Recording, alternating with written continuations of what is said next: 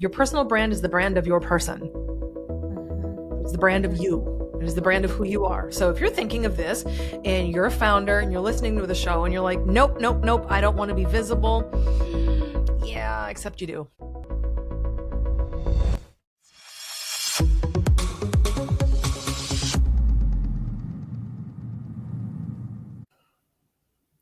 Welcome back to Envisioning Success. I'm Laura DiBenedetto, and I'm joined by Julia Becker-Collins, as always. And we're excited that you're here. Thank you so much for joining us for the show. Episode 99. Holy shit! I know. Woo! Anyway, we're very, very excited to be able to do this show with you and for you. And this is just, honestly, this is just a lot of fun. So thanks for being here. These 4 episodes are all about what to keep, what to toss, and how to help you have the most amazing 2026 in your marketing and in your business. And today, this episode is specifically focusing on the part of that where we're going to be focusing on where to go big or go home. So in this case, these are the things that we want to give you for safe bets to make right now going into 2026. And the first thing we're going to lead you off with is reminding you to go to our website at vision-advertising.com. You're like, wait, here's number 1. Haha, no. It's right there. It's in the notes. What are you saying? No, go to our website, please. We'd really love to hear from you. Go to our contact page and let us know what you think about the show. 99 episodes deep. 99 episodes of podcasts on the wall. No, I'm not going to do that. Save me. No. Help. No. Help. Anyway, SOS. we're grateful that you're here and we'd love to hear what you think. And if there's an episode that we'd really, that we're able to do for you, we'd love to be able to do it.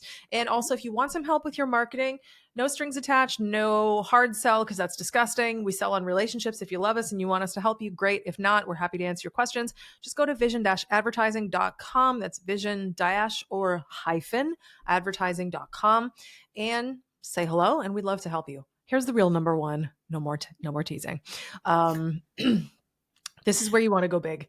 Focus on personal brand elevation. A lot of people really seriously ignore the idea of your personal brand. Oh my God, stop doing that. Your personal brand is the brand of your person. It's the brand of you. It is the brand of who you are. So if you're thinking of this and you're a founder and you're listening to the show and you're like, nope, nope, nope, I don't want to be visible. Yeah, except you do. And I'll give you a few reasons why. 1, people buy from people. 2, people like to buy from people that they know, like, trust, and have a desire to work with. Also, if you sell professional services, even if they don't work with you personally, they would like to know that they're working with something that has your signature touch. So for example, when people work with our company, I'm not the one actually doing the work. That hasn't been me for over 15 years. But everything that's in this company has been personally designed by me. So if you like me, you see my brand, you see my standards, you see my gravitas everywhere, you know that this company is an extension of all of that. So you feel more comfortable with that. If you're introverted, fine, do it in your own introverted way. But there's so many ways for you to be you and put yourself out there. One of my most common pieces of pushback that I get to this all the time is, well, I don't want to be on camera. I don't want to be on video. Have somebody interview you, man. Like, just figure it out. I'm going to sound like Joe Biden. Come on, man. Just do it. I was thinking we have a client who really is resistant to doing PR and interviews and anything like that. And I just want to shake them and be like, you could get so much further if you just spent some time on camera. And I get it. It's not funsies and you want to do the funsies part of your job. And that's great, but we don't all get what we want. So, put on the big boy pants and spend half an hour in front of the camera. And honestly, once you realize that you can do things in a fun way, like this podcast, this is pretty fun. Doesn't have to suck. And guess what? We get lots of little video clips from this and still frames from this and content. There are ways for you to be out there and build a personal brand without you violating your personal sense of ethics. So, gently said, if you're being stubborn, this is your invitation to stop. Maybe think about it and think about, what am I comfortable doing that I could turn into a personal brand that can at least put a damn toe in the pool? I have my aunt is a professional artist, but she's also like a wellness guru something. I don't know. She's never going to hear this. So me totally fumbling over it doesn't matter. But she is very careful about what she puts out on her personal brand because she lives in an area that has a lot of like divisive feelings on politics. So she never posts about that, but that's okay. She posts her dog and she posts about her art and she posts about her daughter and she posts about her travel. And so if you're worried that you're going to be posting things that are going to make people pissed off, post things that are fun about you that you're doing. And it's Yeah. more about who you are as a person. Yeah, absolutely. I mean, Facebook stories are like really, really helping brands to elevate lately, Mhm. because the story is a great way for people to see the behind the scenes. Like, I go for walks all the time. And one of the things that I do for my personal brand is I share photos from my walks of beautiful flowers and like golden hour and like little creatures that I meet along the way. So part of my personal brand is I'm a huge nature nerd. Okay. Let's It's also me. So I just share that stuff, and anybody else who's a nature nerd, they're like, oh, that's kind of cool. And then they lean in. They're like, oh, I like Laura because Laura's like me. And for people Mm-hmm. who are like, oh my Exactly. God, I hate toads, that's okay. You usually tell me, and then we have a conversation. But I get to talk to people either way. I like Right. toads. I'm in the Toad Appreciation Club. That's where I stand. That's, I love nature. Big fan. Do you Love like being toads? outside. I'm neutral on toads. Okay. Well, I grew up with my dad, and my dad is basically a giant kid. And, That's true. yes. And I think that's a wonderful thing. So he raised me with mom to be nature nerds and, all of us. And man, I remember I would go flipping logs with my dad when I was a little girl and looking for salamanders and finding all kinds of creepy shit to this day. I cannot still hold a snake, even if it is the size of a miniature pencil. I still can't do it because it's scary. It's a danger noodle or a nope rope. It's an absolutely not. But I've always liked frogs and toads, and I also grew up with a frog pond in my backyard. And when I was a little girl, I would go down to the pond with my 5-gallon bucket, and I was bored. It was just me. I was an only child as I grew up. And I would just go around the circumference of the pond and I would just catch frogs and stick them in the bucket. And guess what? I was really good at it. So, of course, I grew up and I still like frogs. And people are like, oh my God, there's this attractive woman in business. She's so professional, but she likes frogs. I can like hear them clutching their pearls. And I'm like, so The idea that you don't have a life outside of business is crazy to me. yeah, I know. But I think I really freak people out when I let them know that I think that toads are like basically the most adorable little things ever. They're basically just this hopping, bundling little ball of dumb adorableness. They're so dumb and they're so cute and they're so harmless and they just sit there. I mean, they have no survival instinct at all. I was out for a walk with Daisy, my dog, the other night, and we're just, it's after dark and I got my flashlight. She sees a toad and she's like, that's cool. Just runs it right over. She just steps on it and the toad just like sits there and doesn't even move. And I'm like, oh, buddy, this is why you have a short lifespan. Aw. Anyway, last thing I'll say about toads before we move on is I have now decided that my evening walks will be measured in quantity of toads found. It is last evening was a 17 toad walk, and the one before that was 32. So the I one love before, that. So when I run, I count dogs.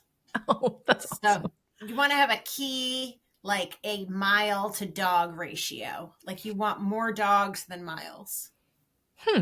Mhm. That was a fine metric. Well, listen, I went on a different path than I normally go on last night. It was only 17 toads versus 32. And I was Ugh, like, I don't like this reduction in toad content. So see? I'm going to stick to the rivers and lakes that I'm used to and not go chasing waterfalls. No, it's totally true. I started Totally running. true. Totally, totally true. Yeah, I started running on a new trail and there's dogs everywhere. And I was like, well, this is where I'm running for the rest of my life. This is great. So many dogs. I think I ran 10 miles 2 weeks ago and I got like 37 dogs. So it's not even a run, it's a dog run. Well, every run is a dog run if you're counting dogs. Yeah. Well, I officially call them toad walks now I'm out Yeah. on a toad walk.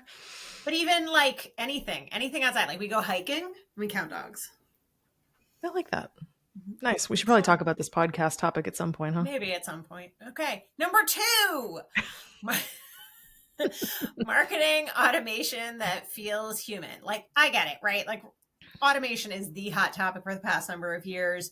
Do more with less, blah, blah, blah, automate, don't do it all yourself, yada, yada. And we've even had episodes about it. And I'm in for the automation. Automation is great, but not at the cost of it feeling human. So you really need to have a careful balance. And when you do set up the automation, it should also feel like it's coming from a human being and not the big robot in the sky. Like, there's an idea that if it's automated, it's sterile, and it doesn't have to be that way. You want to have it scaled, you want to have it personalized, you want to have it really dialed in. Last episode, we talked a lot about what to do and what not to do to make. In 2 episodes ago, we talked about vanilla marketing. You don't want vanilla marketing. And this kind of goes to that same point. You don't want the automation to feel generic and forgettable. You just want it to help you systematize what you're doing. Before Mm-hmm. we started recording today, we talked about how much I love operations, which is like possibly the least sexy side of any business, but it's really like problem solving and project management. And part of operations is in every business. And part of that is how do you do more with less, and how do you get to the right place, and how do you have the right outcome? And some of that can be automated, and where you can do it and keep it warm and friendly and personable and feeling like a person, you should. Yep. Yeah, absolutely. I like things that are really warm. I got the nicest compliment earlier that someone could tell because I was talking about how much I love AI, but that I don't, have it be my voice for me. And he's like, no, I can tell that you either write your content yourself or you have really mastered the art of AI because it all sounds like you. Right. Like, sweet. And That's I good. want it to. So that's great. All right. So number 3 here is premium positioning. Essentially, be the Bugatti in a world of Toyotas, because people are buying status and certainty. Status is very important to people. It's not something we really talked about a hell of a lot on the show. And frankly, I think we probably should more often. People really crave status. It's really just kind of your positioning in like the social hierarchy, and people desperately want to be important. And if you are positioning your brand as, you know, as a discount, if you're Mm-hmm. positioning your brand as a discount choice, that doesn't give people status. So No. if people can buy from you and elevate their status mentally or like actually, that's a good thing. And sometimes you do that through positioning, sometimes you do that through association, sometimes you do it through pricing. There's a number of ways to do premium positioning, but it really comes down to, oh my God, I've said this before, episodes 9 through 11, Avatar. You have to it's figure also out who you're your selling to. it's also your brand. Like, how are you showcasing who the company is? How much white space is on your website? How clear is your Mhm. messaging? How dialed in is it? We've talked about brands in the past, and probably the best example is like Nike. Just do it. Everyone knows that logo. Everyone knows that tagline. You know exactly what they stand for. They don't have to explain it any more than that. Very clean website. You're buying the brand name. You can buy sweatpants anywhere. Yep. It's very true. Very true. I Mm-hmm. actually remember having a conversation with my brother years ago. Um, we were talking about like brand name chips versus like Doritos, Yep. you know, like there's a reason why people like brand name stuff, Mm-hmm. not just because of the flavor. I mean, not all things are created equal Mm-hmm. also. And I think that's one of those things where like, Bugatti is a very, very different experience than a Toyota.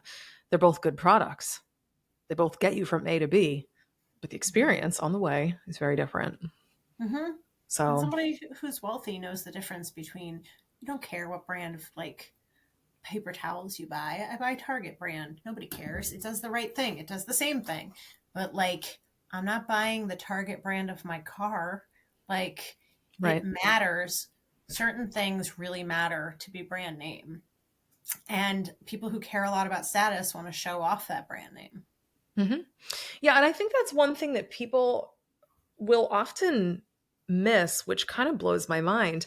Like, people always think, oh, I can't charge a lot, or I can't, you know, do this because that's a lot of, honestly, this is why I have another company and I do coaching and I really work with entrepreneurs to elevate their own thinking, because you will talk yourself out of success so fast because of your own self perception and your own limiting self beliefs. And of course, to the person who doesn't do any personal or professional development, that sounds like witchcraft and bullshit until you actually start to do it and you realize, oh my God, I actually am lying to myself and I'm creating a future where I intentionally have less because I was programmed to do it and I've bought into all the lies.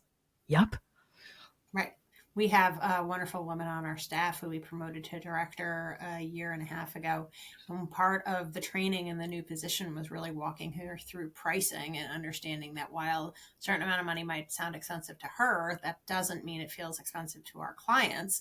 And now, a year and a half later, she's told me that she doesn't have that emotional attachment to selling at a certain price point. She understands you can't put it in the context of your own life, etc. And it really took Right. her time to like wrap her brain around that. But she's not a owner of our business, and she got there. And so to be able to get there, it takes work, and you really have to think it through. Hmm. I remember that initial conversation that I had with her, and I remember the feedback she gave you and me about it. That it was like really, really pivotal.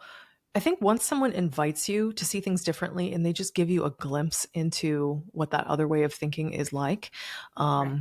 you can actually start to believe that it's possible. And honestly, if you want premium results for your life, you want premium results in your business, you may actually need to position yourself in a premium way so you can have premium clients who don't shit on you, and people who really appreciate you. Because guess what? Premium buyers behave better. Right. And if you are in a service based industry, which I'm assuming most of the people listening to this are, um, service based industries are very much you get what you pay for. So if you're going with the cheapest option, you're going to get the cheapest feeling option. So if you Hmm. know that you are the best at what you do and you're offering incredible value, you should charge for that. Yep. Absolutely. You really do get what you pay for. And I mean, I've been saying for years we're not the cheapest company out there. Nope. And I have no desire to be. Nope. Like, you want the 5-star experience? Great, I can give you that. I can't give you, what is it?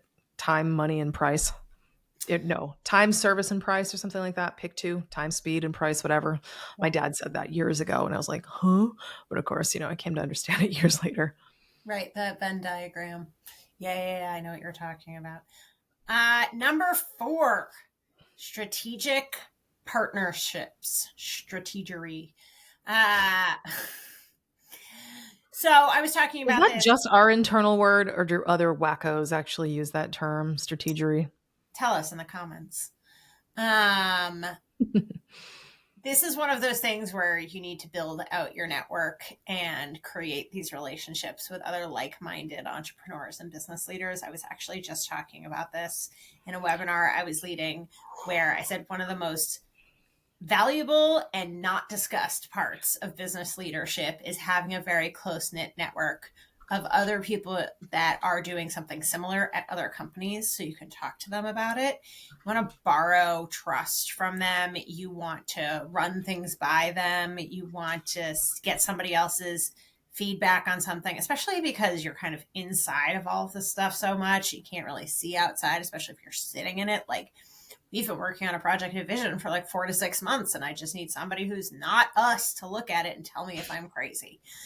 Because if I sit in any more meetings where I'm like, this is amazing, except somebody else can't understand it, that's not going to help. I know. So having those partnerships is just so essential. It's a give and take. You want to give as much as you take.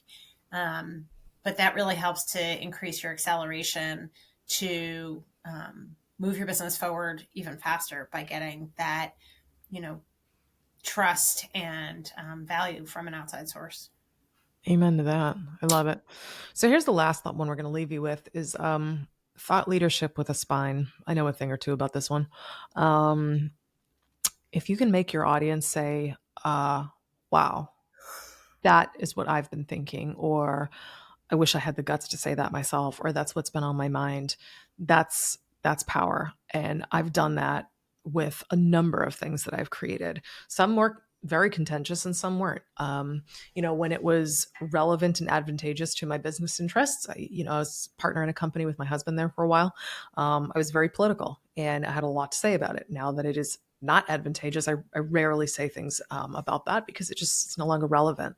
But when you can really know how to strategically kick the hornet's nest, I think that's really powerful. There was a post that I put out July 9th, 2025. So if you go back and scroll through my content, I love that you know the exact date. oh yeah. It's only because I always do data analysis. I like to see what worked when and why and what it was. I drove so many conversions that day because I posted this crazy thing about how I believe that men are being neutered. Okay. Seriously, because I think that men are being told to not be men, and that, they're softening what makes them actually manly and powerful in, leadership and business. Was it a hot take? Yep. Did people disagree? Absolutely. Some really agreed. But the thing is, my avatar agrees. Right. It's relevant to my avatar. And if it pissed you off, good. You're not my avatar. Right. My avatar is like, yeah, I don't want to be weak. Fuck that shit. I want to be strong. I want to take care of my family. Like, I know my avatar. I know exactly who I serve. I serve the man who's excited to actually be a man, serve his family, provide, create jobs, and do big, bold stuff, and is proud of his masculinity. That's who I serve.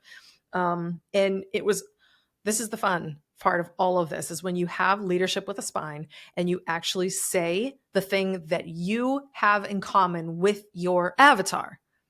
You will absolutely repel the people who you don't want to work with for free, which is so cool.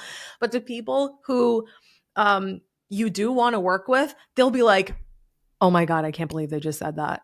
And they'll lean in harder because you just said the thing that's been on their mind, but they couldn't quite articulate.